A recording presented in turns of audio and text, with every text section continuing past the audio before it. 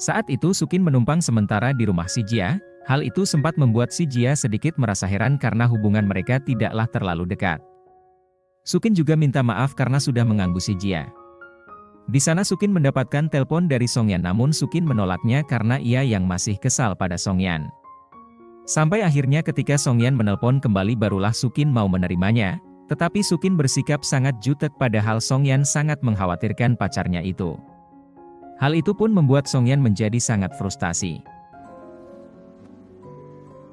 Keesokan harinya Songyan memanggil Xiaoge anggotanya, dan tanpa malu Songyan menanyakan perihal hubungan Xiaoge dengan pacarnya. Awalnya Xiaoge sempat bingung karena memang hubungan ia dan pacarnya sedang tidak baik karena habis bertengkar. Xiaoge akhirnya menyadari jika ada yang tidak beres dengan hubungan Songyan dan Sukin. Alhasil ia langsung menyarankan agar Songyan segera meminta maaf kepada Sukin. Para anggota damkar yang lain juga mendukung hal tersebut. Di sisi lain Sukin yang sedang makan menerima pesan dari Songyan. Songyan pun memperlihatkan perhatiannya pada Sukin, namun Sukin masih terlihat sangat kesal pada Songyan. Apalagi Songyan yang tidak pandai merayu Sukin, alhasil Sukin tidak membalas pesan terakhir dari Songyan. Hal itu membuat Songyan terus menunggu balasan dari Sukin. Pada scene yang berbeda, hal buruk pun terjadi pada si Jia sebab ada seorang pasien ngamuk dan mengancam dirinya dengan pisau. Situasi itu membuat si Jia sangat ketakutan, namun dengan penuh keberanian Sukin mengalihkan perhatian pasien itu sampai membuat Sukin terluka.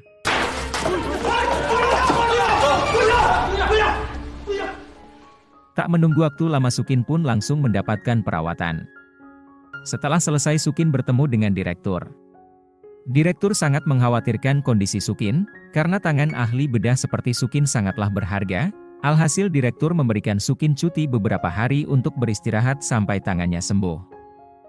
Direktur juga memberitahu Sukin jika ia sudah bisa bergabung dengan tim peneliti. Mendengar hal itu membuat Sukin merasa senang.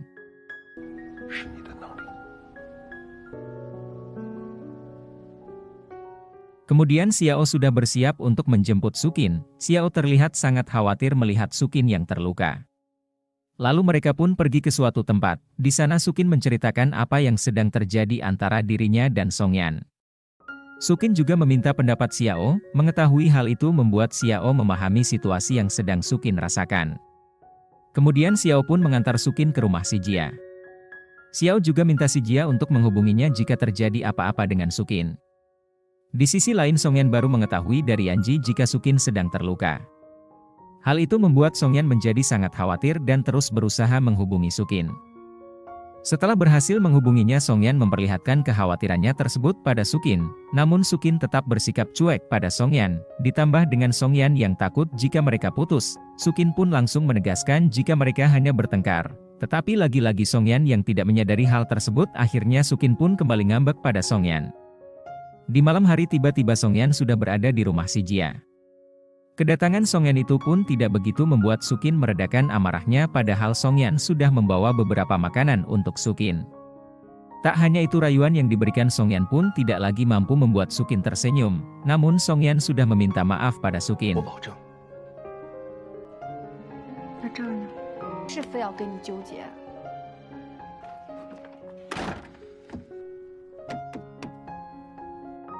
Setelah itu Songyan pun kembali ke kantor damkar.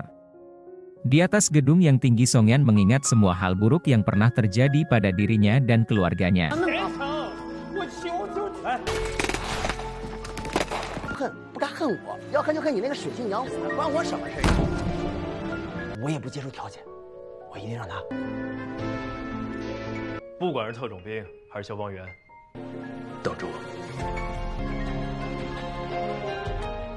Keesokan harinya Songyan sedang makan bersama keluarganya. Lagi-lagi Zemiao terus membahas perihal hubungannya dengan Sukin, tetapi keluarganya tidak mengetahui jika hubungan mereka sedang tidak baik-baik saja. Setelah itu Zemiao langsung menemui Sukin di rumah sakit. Awalnya Zemiao tidak mendapatkan waktu yang lama untuk berbicara banyak pada Sukin, alhasil Zemiao memutuskan untuk menunggu Sukin di sebuah taman dekat rumah sakit.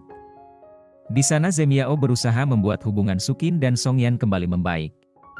Namun Sukin pintar, ia mengambil kesempatan itu untuk mendapatkan jawaban dari pertanyaannya pada Songyan selama ini karena Zemiao juga pasti mengetahui perihal Songyan di masa lalu.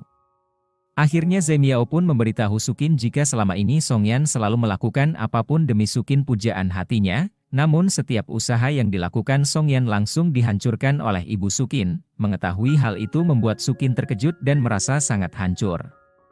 Sukin juga merasa sangat marah atas apa yang telah dilakukan ibunya itu.